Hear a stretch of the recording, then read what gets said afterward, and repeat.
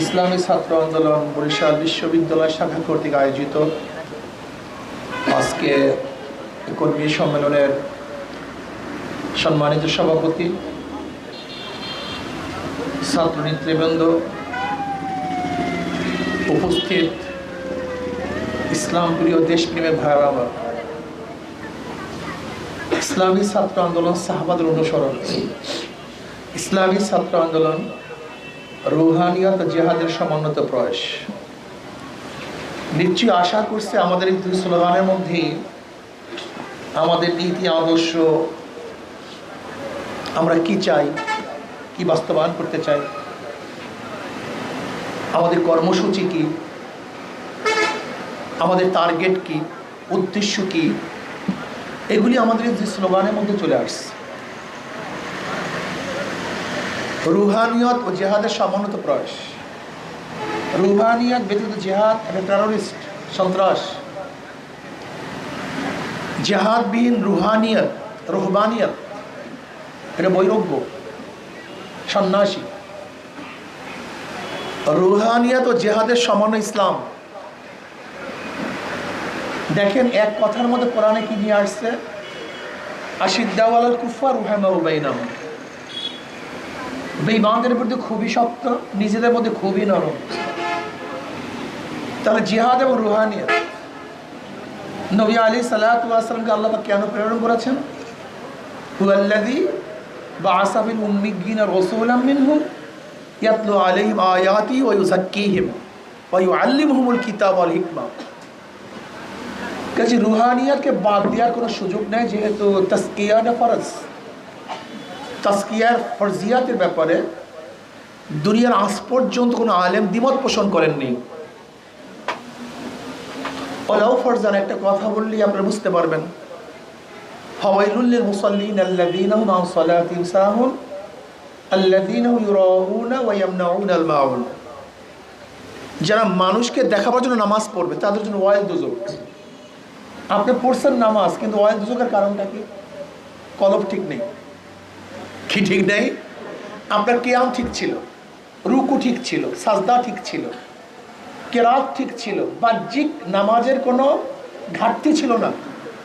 লেকিন ডিস্টার্বটা কোন জায়গায় ছিল জানি ভাই? কথা বলেন না কেন? কোন জায়গায় চলেছিল? এইটার নাম রুহানিয়ত। কলবকে সাফ করা, এক কথায় কলবকে পরিষ্কার করা, এটা লাগবে। এই আলোচনা আমাদের মধ্যে নাই এখন আর। বুখারীর মধ্যে রাওয়ায়াত আছে, নবী আলাইহিস সালাতু ওয়াস সালাম পড়বেন না সাল্লাল্লাহু আলাইহি ওয়াসাল্লাম? নবী আলাইহিস সালাতু নাম শোনা পড়বে সাল্লাল্লাহু আলাইহি ওয়াসাল্লাম। এটি আমাদের সংস্কৃতি, এটি সুন্নাত। ইন্নাল্লাহা লা ইয়ানজুরু ইলা সুওয়ারিকুম ওয়া আমওয়ালিকুম ওয়ালাকিন ইয়ানজুরু ইলা নিয়্যাতিকুম ওয়া কুলুবিকুম। আল্লাহ পাক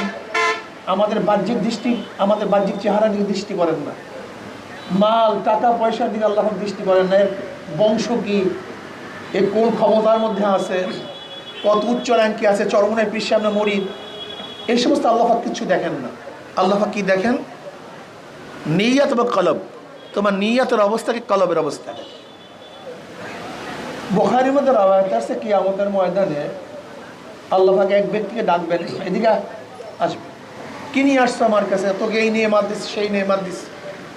বলবে আল্লাহ আমি শহীদ হয়ে গেছি, গলা কাটায় দিস তোমার রাস্তা। আল্লাহ বলবেন আমি জানি কেন গলা কাটাইস। তুই গনিমতের মাল পাবে, তোর চাকরি পদোন্নতি হবে, র্যাঙ্ক বাড়বে, তোর আলোচনা সব জায়গায় ছড়িয়ে পড়বে, মানুষ তোকে যোদ্ধা বলবে, তোর প্রশংসা করবে। এই কারণে গলা কাটেছে, আমার জন্য না।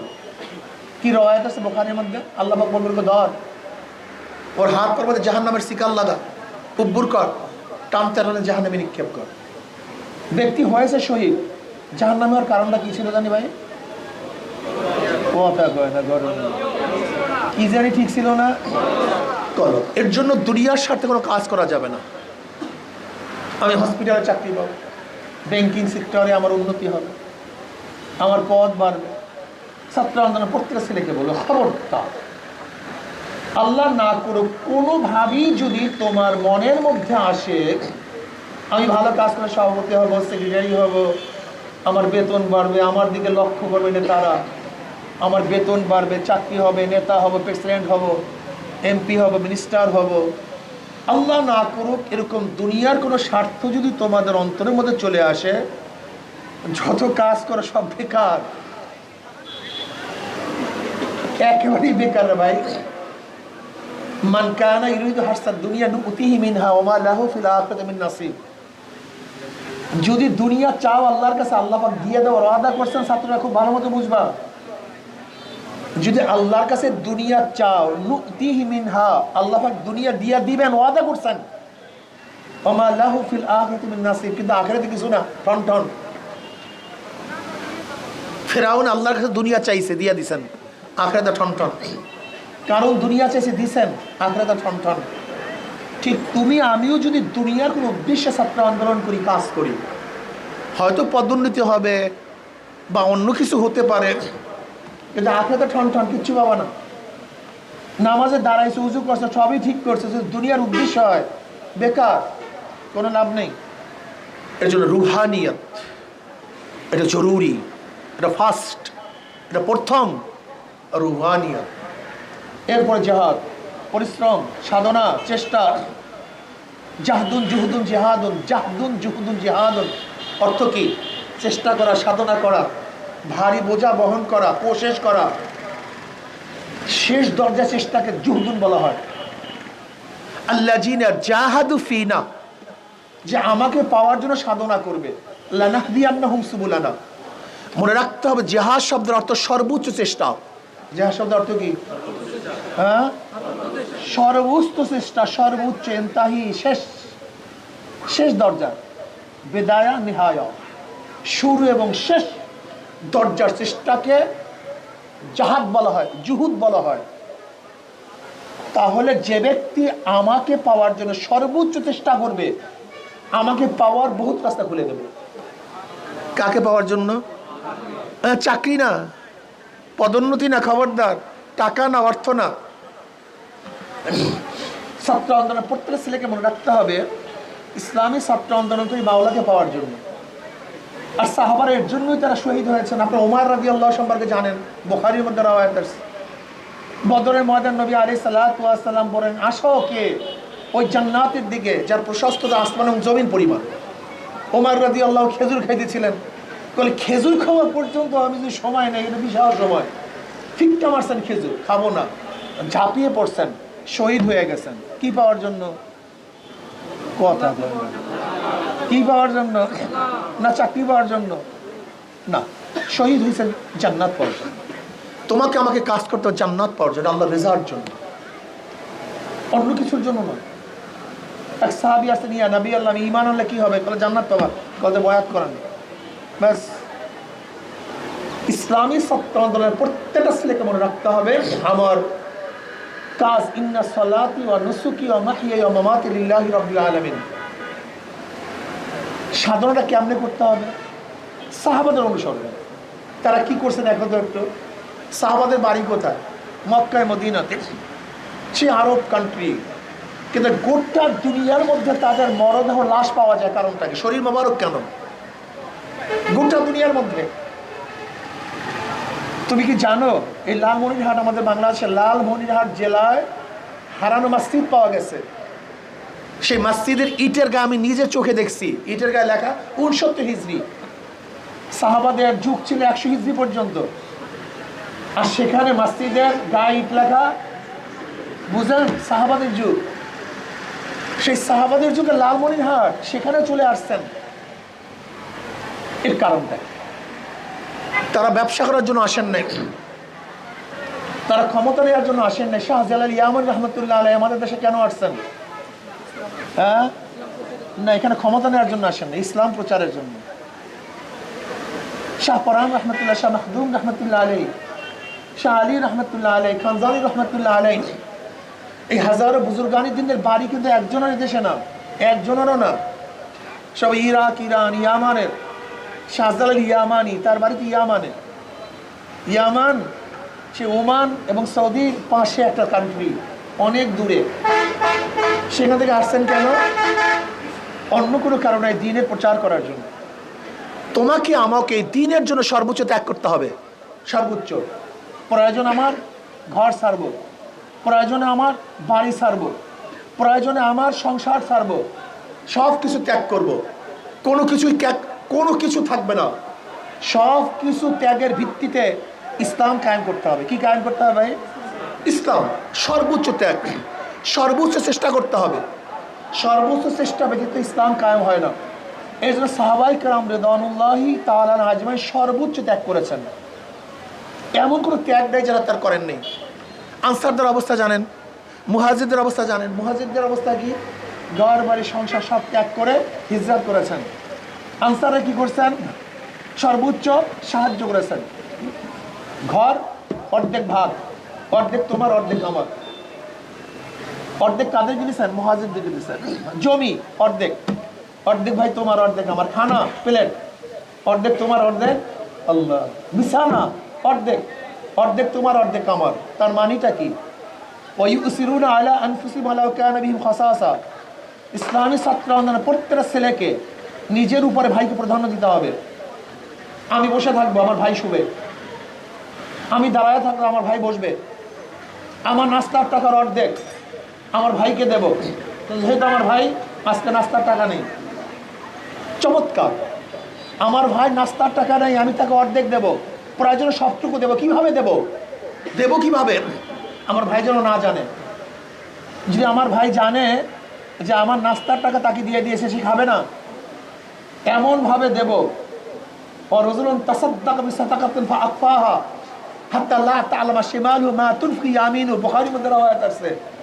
এমনভাবে দেব যেন ডান হাত জানে না বাম হাতে কি খরচ করছি, বাম হাত জানে না ডান হাতে কি খরচ করছি। কথাটা বুঝতে পারি না। আমার ভাইকে এমনভাবে দেব যেন ভাই লজ্জা না পায়। কথাটা বুঝাতে পারছি? যদি আপনি আগে ভাই আমার নাস্তার টাকা ছিল আমি তোমাকে দিয়ে দিছি, এর নাম মুফুয়ান না, এটা আপনার সাহায্য না, ফাইজলামি। এটা সে লজ্জা পাবে। ওয়ায়ুসিরুনা আলা আনফুসিহিম ওয়ালাউ কানা বিহিম খাসাসা। ইসার করতে হবে, প্রাধান্য দিতে হবে। ইসার ছাত্র আন্দোলনের প্রত্যেক ছেলের মধ্যে ইসার থাকতে হবে। নিজের উপরে তার ভাইকে প্রাধান্য দেওয়া, এই অবস্থা হবে। ইসলামী ছাত্র আন্দোলনের প্রত্যেকটা ছেলেকে আদর্শবান হতে হবে, নীতিবান হতে হবে। আমি কেন কাজ করতেছি? আজকে ঘুরে ধরা সমাজ, এই নষ্ট সমাজকে পরিবর্তন করতে হবে। সমাজ নষ্ট হয়ে গেছে। আপনারা জানেন বৈষম্য বিরোধী আন্দোলন করেছিল ব্রিটিশদের বিরুদ্ধে। ব্রিটিশরা কি করেছিল? মুসলমানদের সাথে বৈষম্য করেছিল। আপনারা সবাই ইতিহাস জানেন, ইউনিভার্সিটির ছাত্র। ব্রিটিশ যেহেতু ক্ষমতা নিয়েছিল মুসলমানদের থেকে, 1803 ঈসাই সালে দিল্লির ক্ষমতা ছিল জাফর। এই 1803 ঈসাই সালে 1717 ঈসাই সালে তারা 4টা প্রদেশ দখল করে। 1803 ঈসাই সালে তারা তৎকালীন দিল্লির শাসক জাফরের থেকে ক্ষমতা দখল করে। তৎকালীন সময় শাহ আব্দুল আজিজ সাহেব রহমতুল্লাহ আলাইহি তিনি ঘোষণা দিয়েছিলেন, আজকের থেকে পাক মহাদেশ দারুল ইসলাম নয় দারুল হরব, এদের মোকাবেলা করা প্রত্যেক মুসলমানদের জন্য ফরজ আইন। সেই দিনই ব্রিটিশ বিরোধী হঠাৎ আন্দোলন শুরু হয়েছিল। যেহেতু ব্রিটিশরা ক্ষমতা নিয়েছিল কাদের থেকে? মুসলমানদের থেকে। এই জন্য ওরা আলটিমেটলি মুসলমানদের শত্রু মনে করছে। রায়দুল্লাহ বাবু, শেখ বাবু, উর্মিচাঁদ, করমচাঁদ, এদের খবর আপনারা জানেন। এরা সবচেয়ে বেশি হিন্দুদেরকে সহায়তা করেছিল। মুসলমানদের বিরুদ্ধে তারা ষড়যন্ত্র করে ব্রিটিশদের কাছে ক্ষমতা তুলে দিয়েছিল। অথচ ব্রিটিশদের সংখ্যা ছিল খুবই কম সংখ্যক। কোন ঐতিহাসিক বলেন প্রায় 200 বছর ব্রিটিশ এদের শাসন করেছেন, তাদের সংখ্যা ছিল মাত্র 6000। মাত্র 6000 ব্রিটিশ ইংরেজ গোটা পাক উপমহাদেশ শাসন কিভাবে করেছেন? ডিভাইডেড রুল, ভাগ করে দাও, শাসন কার্য চালাও। যেহেতু ক্ষমতা নিয়েছিল মুসলমানদের থেকে, এজন্য আলটিমেটলি ব্রিটিশরা খ্রিস্টানরা মুসলমানদের শত্রু ভাবা শুরু করেছেন। বন্দুক তো কারা করছে? কথা কয় না, ঘটনা কি শরম লাগে নাকি? বন্দুক তো কারা করছে? এই শেখ বাবু, উর্মিচাঁদ, করমচাঁদ, রায়দুল্লাহ বাবু। এই হিন্দুদের সাথে হাত করে মুসলমানদের উপরে এমন করে নির্যাতন নেই যে মুসলমান নির্যাতন সহ্য করে নাই। দিল্লির মধ্যে 1000 মাদ্রাসাকে ভুলুণ্ঠিত করেছে। এই বাংলার মধ্যে 80,000 মাদ্রাসাকে ধ্বংস করেছে। 80,000 আলেমকে হত্যা করেছে, শহীদ করেছে। চাকনি চর থেকে শুরু করে খায়বার পর্যন্ত এমন কোনো গাছ ছিল না যে গাছের মধ্যে একজন আলেমকে ফাঁসিতে ঝুলানো হয়নি, মুসলমানের হিজ্জাত করতে বাধ্য হয়েছিল। রমরম অবস্থা ছিল আমাদের হিন্দু বাবুদের, রমরম, যে রমরমর অবস্থা বলাই যায় না। এমনকি মুসলমানরা তো কোনো হিন্দু জমিদারের বাড়ির সামনে থেকে ছাতি মাথায় দিয়ে যেতে পারতো না। ইতিহাস আপনাকে জানতে হবে। জুতা পায়ে দিয়ে হাঁটতে পারতো না। এমনকি মুসলমানদের কোনো সুন্দরী মেয়ে যদি কোনো ঘরে থাকতো, ওই বাবুর কাছে নজরানা পেশ করার আগ পর্যন্ত বিবাহ দিতে পারতো না। আপনারা কি জানেন মুসলমানদের কি অত্যাচার করা হয়েছিল? এমনকি বুরহানুদ্দিন রহমতুল্লাহ আলাইহি তার ছেলের আকিকা গরু জবে করার অপরাধে গৌর গোবিন্দ্র বুরহানুদ্দিন রহমতুল্লাহ আলাইহিকে সামনে নিয়ে এসে তার বাচ্চাকে হত্যা করছে, এবং যেই হাত দিয়ে গরু জবে করছে সেই হাতকে কেটে দিয়েছে। তার প্রতিশোধ নেওয়ার জন্যই শাহজালাল ইয়ানুর রহমতুল্লাহ এখানে এসেছিলেন। এবং একটা দুইটা ঘটনা নয়, ইতিহাস সম্পর্কে জানবেন, আপনাদের সবার জানা দরকার আছে। আমরা আন্দোলন করেছিলাম, সংগ্রাম করেছিলাম বৈষম্য দূর করার জন্য। 47-এ ব্রিটিশ এদেশ থেকে 46-এ ভাগতে বাধ্য হয়েছে। 47-এ আমরা পাকিস্তানের দেশ করেছিলাম, ভেবেছিলাম ব্রিটিশ দূর হওয়ার পরই বৈষম্য দূর হবে, কিন্তু সংখ্যাগরিষ্ঠ হিন্দুরা আমাদের সাথে বৈষম্য করছে। এরপর আন্দোলন কি করলাম, যে মুসলমানদের জন্য আলাদা ভূখণ্ড যদি না হয়, আলাদা দেশ না হয়, তাহলে মুসলমানরা বৈষম্য শিকার হবেই, তারা স্বাধীনতা অর্জন করতে পারবে না। এই মুসলমানদের দাবির ভিত্তিতেই 47 পাকিস্তান নামে দেশ পেলাম। এই দেশ ভারত থেকে আলাদা কেন হয়েছিল? একমাত্র ধর্মের ভিত্তিতে। সেই ধর্মটা কোন ধর্ম? ইসলাম ধর্ম। তোমাকে মনে রাখতে হবে, পাকিস্তান অন্য কোনো কারণে স্বাধীন হয় নাই। ভৌগোলিক কারণে নয়, ঋতুর কারণে নয়, ভাষার কারণে নয়। ওদের ভাষা আমাদের ভাষা সম্পূর্ণ ভিন্ন। পাকিস্তানি, পশ্চিম পাকিস্তানের ভাষা পূর্ব পাকিস্তানের ভাষা সম্পূর্ণ কি, ওরা উর্দু, আমরা বাংলা। ওদের ঋতু আর আমাদের ঋতু ভিন্ন, ওদের ভৌগোলিক অবস্থান আমাদের ভৌগোলিক অবস্থান ভিন্ন। তা সত্ত্বেও পাকিস্তান ভারত থেকে আলাদা হয়েছিল একই নামে। পশ্চিম পাকিস্তান, পূর্ব পাকিস্তান, দুটো অংশ, মাঝখানে ব্যবধান কত? 1700 কিলোমিটার। এই 1700 কিলোমিটার দূরে অবস্থানকৃত দুইটা ভূখণ্ড একই নামে ভারত থেকে আলাদা হওয়ার কারণ কি ছিল? কথা কয় না। হ্যাঁ, আজকে এটাকে অসাম্প্রদায়িক কান্ট্রি বানাও। হ্যাঁ, তোমাকে মনে রাখতে হবে যে 47-এ ভারত থেকে আমরা আলাদা না হতাম, যদি হায়দ্রাবাদ, তারপরে কাশ্মীর, এদেরকে যদি আসাম না, হায়দ্রাবাদ, কাশ্মীর, এদেরকে যদি পাকিস্তানের সাথে এক করে আর আমাদেরকে যদি ক্যালকাটার সাথে রাখা হইতো, কেয়ামত পর্যন্ত আন্দোলন করতে পারতাম, কিন্তু স্বাধীনতা পাইতাম না। এই লাল সমুদ্রের পতাকা পাইতাম না। 47-এ ভাগ করলাম, ভেবেছিলাম যে মুসলমানদের জন্য একটা আলাদা ভূখণ্ড হয়, তাহলে বৈষম্য দূর হবে। কিন্তু আমরা কি দেখলাম, পশ্চিম পাকিস্তানের লোকগুলি পূর্ব পাকিস্তানের সাথে বৈষম্য করছে। আবার আমরা আন্দোলন করলাম, সংগ্রাম করলাম। কিসের জন্য? শান্তির জন্য, সাম্য, মানবিক মর্যাদা, সামাজিক ন্যায় বিচার অর্জন করার জন্য। এই 3 স্লোগানের ভিত্তিতে আমরা পাকিস্তান থেকে একত্র আলাদা হলাম। স্লোগান কি ছিল? সাম্য, মানবিক মর্যাদা, সামাজিক ন্যায় বিচার। কিন্তু 71 থেকে আজ পর্যন্ত 53 বছরে একটাও হয়নি, সাম্যতা হয়নি, মানবিক মর্যাদা অর্জিত হয়নি, বিচারকদের স্বাধীনতা এখনো দেওয়া যায় নাই। 53 বছরে যারা ক্ষমতা ছিল, দুর্নীতিতে বারবার দেশকে চ্যাম্পিয়নশিপ করছে। বিএনপির আমলে 5 বার দুর্নীতিতে চ্যাম্পিয়নশিপ হয়েছে। আর এই আওয়ামী লীগের 16 বছরে তো 28 লক্ষ কোটি টাকা বিদেশে পাচার হয়ে গেছে। 28 লক্ষ কোটি, বেশি না। প্রতি বছর বাজেট হয় 7 কোটি, 7 লক্ষ কোটি। তার মানে 4 বছরের বাজেট শুধু বিদেশে পাচার হয়ে গেছে। আবার আমরা আন্দোলন করলাম 2024-এ জুলাই আগস্টের বিপ্লব। আন্দোলনের মূল কি ছিল? বৈষম্য বিরোধী। কথা বলে না কেন? ব্রিটিশদের বিরুদ্ধে আন্দোলন কেন ছিল? পাকিস্তান করে আন্দোলন কি ছিল? পাকিস্তান থেকে আলাদা হওয়ার কি ছিল?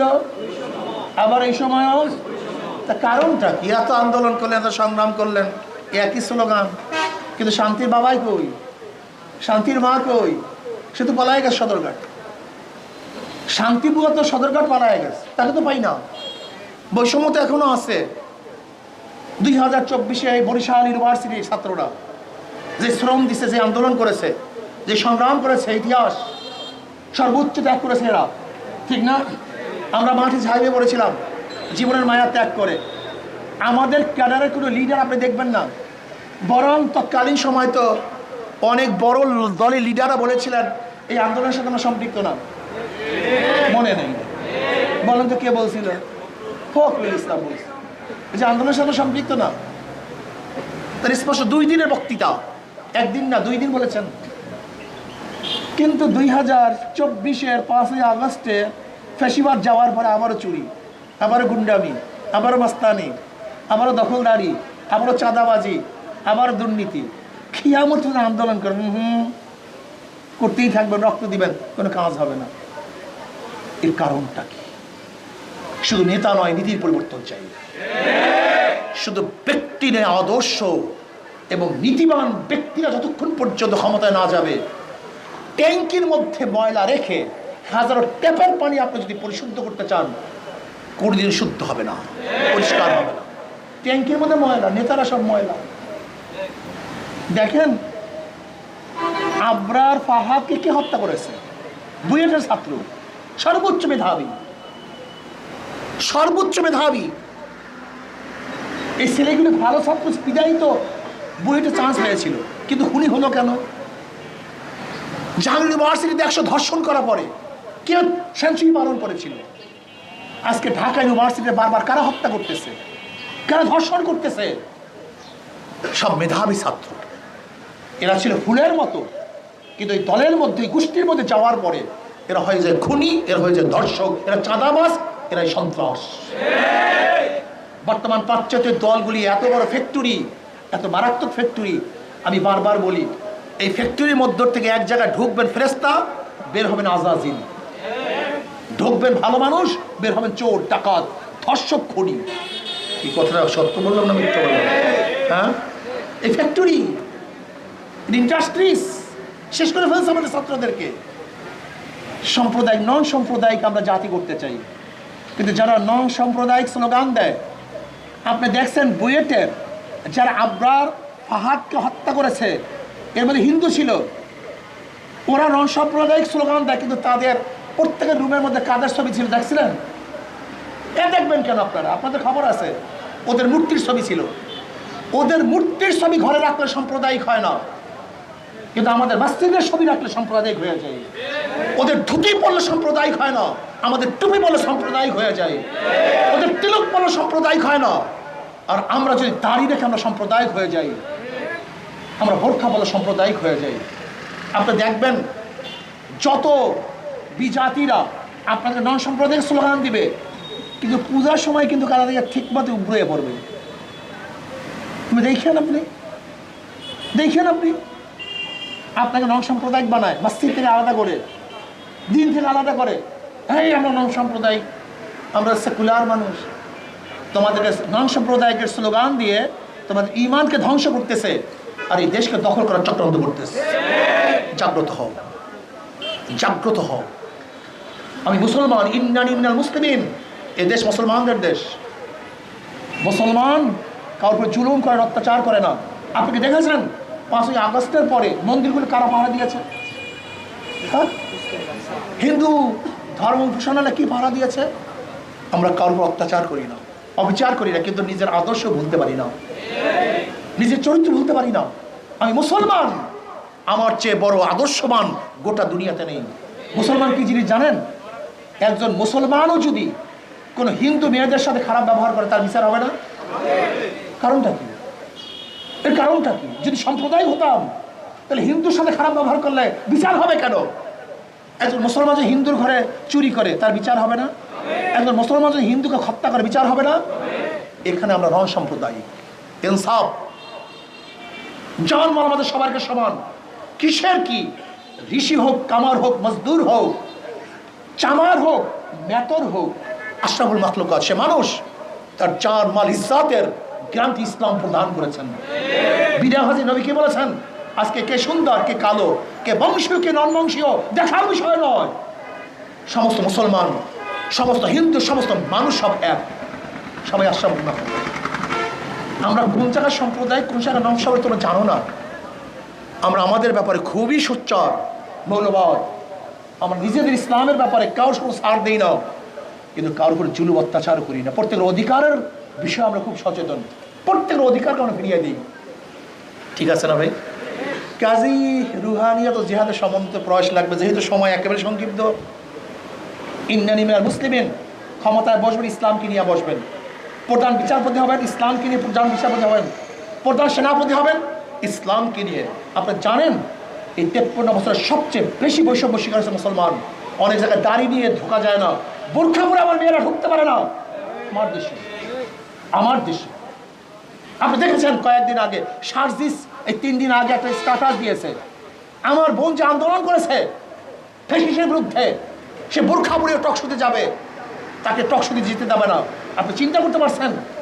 হ্যাঁ, যে মেয়েটা আন্দোলন করতে পারছে, সংগ্রাম করতে পারছে, সে নাকি বোরখা পরে টকশোতে জিতে পারবে না। অথচ 92% মুসলমান। ওদের চামড়া তুলে ফেলতে হবে, ওদের ঘাড়কে মটকিয়ে দিতে হবে ইনশাআল্লাহ।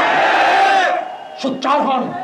এই জালেমের গোষ্ঠী, ইসলামের দুশ্মনের গোষ্ঠীদের ঘাড়কে ভেঙে চুরমার করে ফেলতে হবে ইনশাআল্লাহ, ওদের হাতকে ভেঙে ফেলতে হবে ইনশাআল্লাহ। ইউনিভার্সিটির ছাত্র সোচ্চার হন। আজকে ইসলাম নিয়ে, দাড়ি নিয়ে, টুপি নিয়ে, ইসলামী লেবাস নিয়ে আমার দেশে ঢুকতে পারবো না, আমার দেশে কাজ করতে পারবো না, এটা সহ্য করা হবে না। যদি অটল বিহারী বাজপেয়ী বাংলাদেশে ধুতি পরে আসতে পারে, তাহলে আমার প্রেসিডেন্ট কেন টুপি পরে হতে পারবে না, পাগড়ি পরে হতে পারবে না। যদি মনমোহন সিং ভারতের প্রাইম মিনিস্টার, সে শিখদের পট্টি পরে দাড়ি রেখে সে প্রধানমন্ত্রী হতে পারে, আমার দেশের প্রধানমন্ত্রী কেন নবী আলাইহিস সালাতু ওয়াস চেহারার দাড়িওয়ালা টুপিওয়ালা কেন ক্ষমতা বসতে পারবে না? অবশ্যই বসতে হবে। আসুন ইসলাম নিয়ে সামনে অগ্রসর হই। নিজেকে চিনুন, নিজে চেনার ভিত্তিতেই এদেশ গড়তে হবে। ইন্নানি মিনাল মুসলিমিন, আমি একজন মুসলমান, মুসলমানদের বাদ দিয়ে কোনো সংগঠন আমি করতে পারি না। এর secular, capitalism, communism, socialism, democracy, এটা মুসলমানদের আদর্শ না, আমার নবীর আদর্শ না। আমার নবীর আদর্শ ইসলাম। কাজে আল্লাহ আমাকে আমাদের সবাইকে ইসলাম অনুযায়ী কাজ করার তৌফিক দান করেন।